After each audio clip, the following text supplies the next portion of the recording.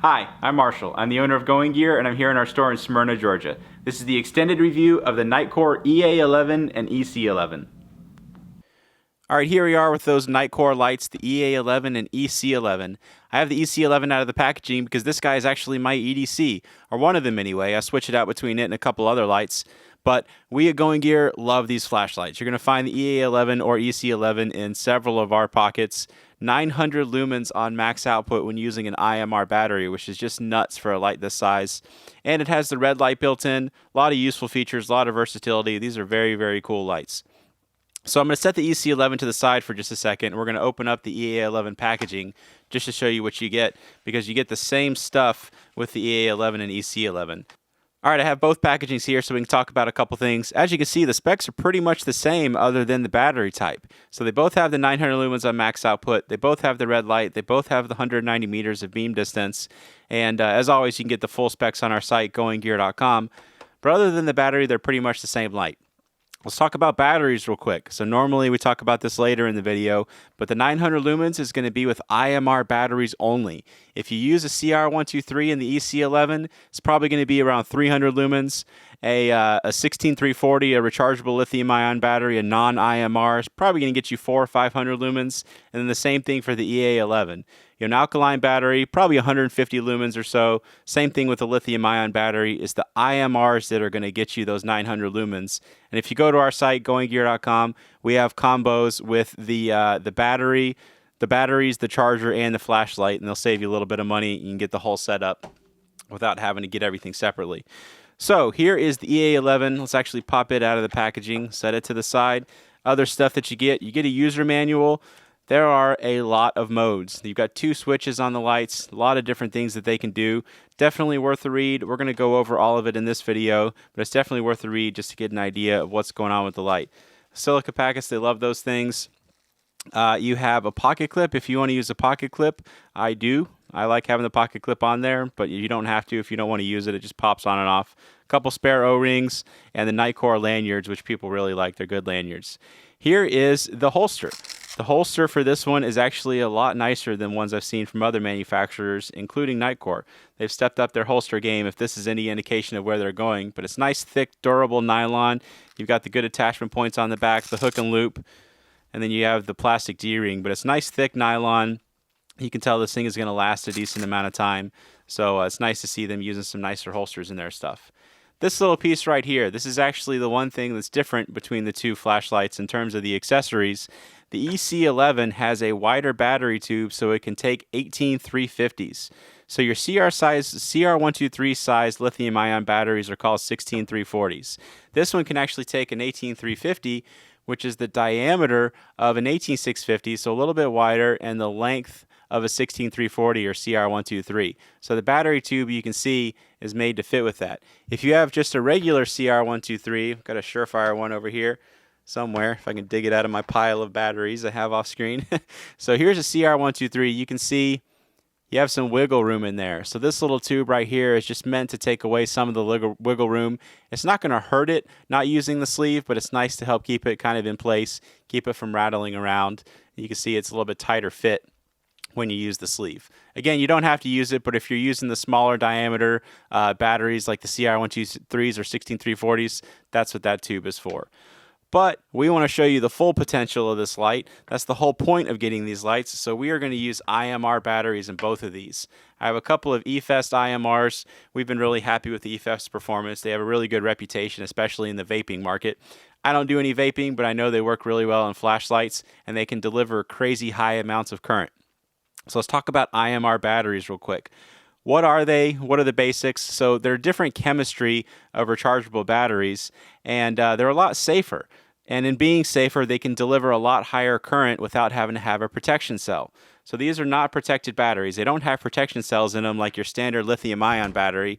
So your standard lithium-ion battery, pretty much everything we sell, has a protection circuit down here on the bottom that helps keep it from over discharging, from going under voltage and over voltage, and just makes it a safer battery because they can have thermal runaway, they can catch on fire, they can violently vent flame if you don't have that protection circuit. So it's nice to have that in there for the batteries that aren't as safe. Not saying that they're not safe batteries. I mean, how often do you have like laptops blowing up on you or anything like that? When it happens, it's a pretty major news story because it doesn't really happen all that often. It's not a major occurrence, but these don't have that danger, a much less likelihood of it anyway. So they can deliver a really high current. Like these, the 18350 right here can deliver up to 10.5 amps, and the 14500, the AA sized one, I don't know if it even listed on here, but I think it's around the same, 10.5 amps. We have batteries that can deliver up to 35 amps safely. So it's nice if you have any application for those. There aren't a whole lot of applications on the market. There are a few flashlights that can handle it. The Vapors I know can handle the huge amount of current in some of their mods. And there's some like RC things, remote control cars and things like that can handle the higher current. For the most part, you don't need it. There are some exceptions like these lights.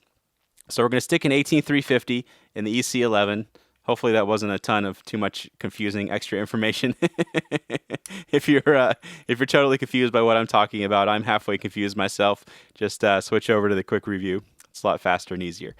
So EA11 is going to get the 14500. That's the AA sized battery. So we're going to slide that in there. And then we're going to take these outside. When we go outside, we'll show you both of them at the same time. But just keep in mind, you can see these are the same size bezel and everything. They're the same size light in terms of the reflector and everything. And when you're using the IMRs, you're going to get the same performance out of both of these. It's just going to be different battery sizes. This should give you an idea of the difference in size. We've kind of been 50-50 from our customers. I like the EC11 just because it's a little bit squatter and fatter, and length doesn't really bother me because I'm holding it like this. If you're holding a light like this, I like a little bit longer one because you got that switch on the rear. You can see it doesn't really poke all the way out of your hand, all the way if it was this short. But when you're holding it like this, I don't mind having the shorter length, and it's kind of nice having something a little bit more compact in your pocket. But the EA11 has also been really popular, and you get the same performance out of it using the IMRs. So it's totally a personal preference. And also, you can use more common batteries. So you can use the alkalines, you can use the nickel metal hydrides in the EA11 if you want to do that. All right, let's take a little bit closer look at these lights. So there you can see the main LEDs, the main white LEDs that Cree XML2, in addition to the secondary red LED. I find the red LED super useful. I honestly use it every day. It's kind of nice to be able to look around in my kids' room or in my room, not disturb my wife, not disturb my kids when I'm up late making videos like this. It's kind of nice to be able to look around and, not ruin my night vision, not wake people up. I find the red really, really useful. Also, that 900 lumens is nice to have. You're outside, you got a compact light, you hear something go bump in the woods, you want to see what it is, you got that output that can get out there pretty well and just light up a really wide area. Here's a closer look at the lights themselves. There you can see the two side switches, so you have the on-off button and then the mode switch. Same interface on both of these. You can see the same head on both of these as well. So if you have any kind of filters or diffusers for either one, they're gonna be able to interchange. Going to turn them around a little bit, and there's the backside. So no switches on the backside. They put the URL on the EC11, but they didn't on the EA11. Kind of interesting. They put it on the side. Let's see if they put it on the side over here. Nope. I guess there is nothing on the side of this one, so that's why they did that. So you got it on the rear. Kind of an interesting little thing that they did. But anyway, there's the lights. So the EC11 is my EDC. We're going to use it to show you the interface. There's a lot of different things that this thing can do. There's all kinds of combinations of different button presses and stuff. So bear with me. We're going to go through them all, and I'll show you what these switches do and all the different functions and everything. Okay, so the bottom one here you can see has a little power symbol. This one looks like a little option symbol. So this is the mode switch. Hit the power switch, just tap it, and it's going to turn on the light. Tap the mode switch, and it'll cycle through your different outputs. So that's your basic operation. Pretty simple. Now you get into some more complicated stuff. From off, if you press the mode switch, you can see it turns on the red. Double click the mode switch, turns on strobe. From off. Press and hold the mode switch. It's going to go into the max output of the 900 lumens. Turn it back off. And then press and hold the lower switch, the on-off switch, and it's going to go into Moonlight, the lowest output. You have some flashing modes in there as well. So if you have it turned on, press and hold the mode switch, and it'll go into strobe. Do it again, and it'll go into a beacon flashing mode where it flashes every few seconds. Press and hold again, it's going to go into SOS. And then just tap it to get out of that. If we did it again, it would have gone into strobe. There's also a lockout, so if you have it turned on, press and hold both switches, and it's going to flash, and then the red LED is going to flash and show you the voltage of the battery. So it looks like I need to charge it a little bit. I think that was 3.6 volts. So I'll make sure I charge it before I go outside. But 3.6 isn't bad. It should get you still the full output. And then you also have instant access to strobe from off. So if you double click, oops, got it in lockout. Let's get it out of lockout. I was like, why isn't it turning on? So we got it out of lockout. You just press and hold the switches again to get it out of lockout. And then double click the mode switch and it'll give you instant access to the strobe. So a whole lot of different things that this light can do. A lot of different features and functions. If you're really worried about all the different things, just remember the bottom switch turns it on, top switch cycles between your different outputs, and that's pretty much all you need to know, other than I find the red, again, super useful. So I like to be able to access that as well. I don't necessarily use the other features all that often, but it's nice to know that the light has it, and you can see they're kind of hidden. You know, it's generally not something you're going to accidentally get into.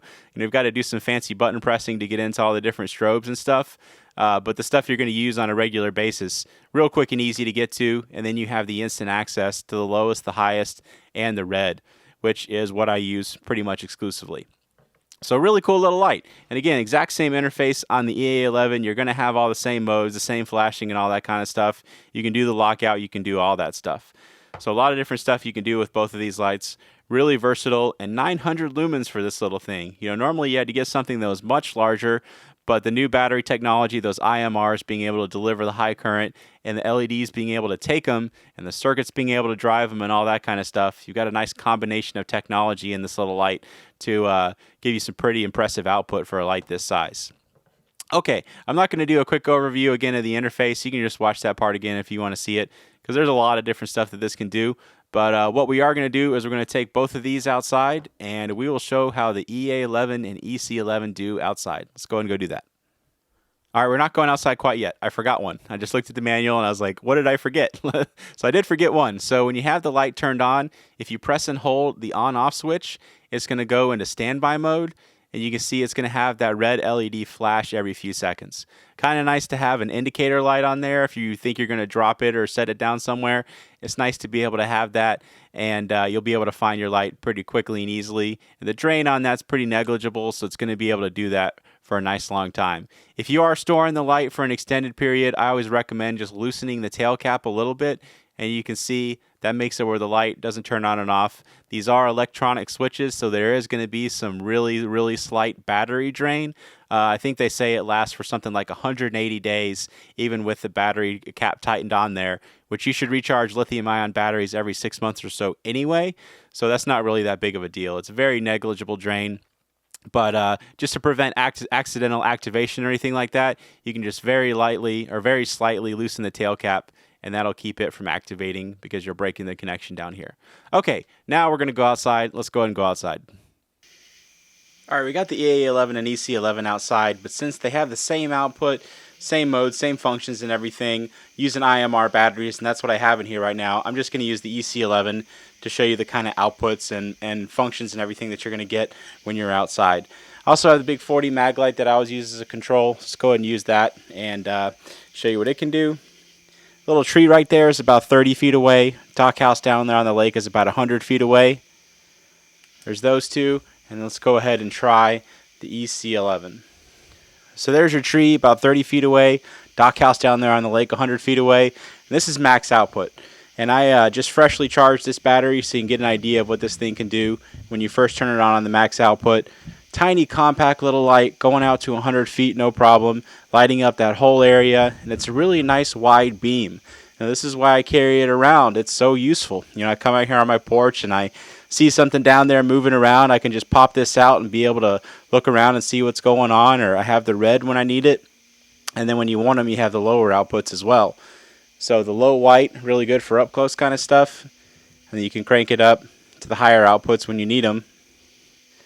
Lots of versatility in this little light. And then obviously the red one is going to be good just for up close kind of stuff. You're not going to get any serious distance, you know, maybe a few feet in front of you and what's down at your feet, but you're not going to get out to more than 10 feet or so with the red, so just keep that in mind. But when you need it, you got that high output on the white that can give you some great distance, great output, and a really nice beam. So really wide hot spot, lighting up just a really wide area once, really bright spill as well that just lights up a wide area also. So there you go. Again, you're going to get the same performance out of the EA11 and EC11 using the IMR batteries. Let's go ahead and try this out at a longer distance, and we'll show you how it does at a longer distance. All right, we got some more space to try out the compact little EC11. Let's go ahead and give it a try. Boat right there is about 20 feet away. Got a couple targets set up, same ones I always use. First one is at 50 yards. One on the left is at 100 yards. Tree line out there is at about 130 yards. So you can see it makes it up to both of the targets really well. You can see the lighter parts of the trees out there. 900 lumens from this compact little guy. Makes it out to 100 yards pretty well.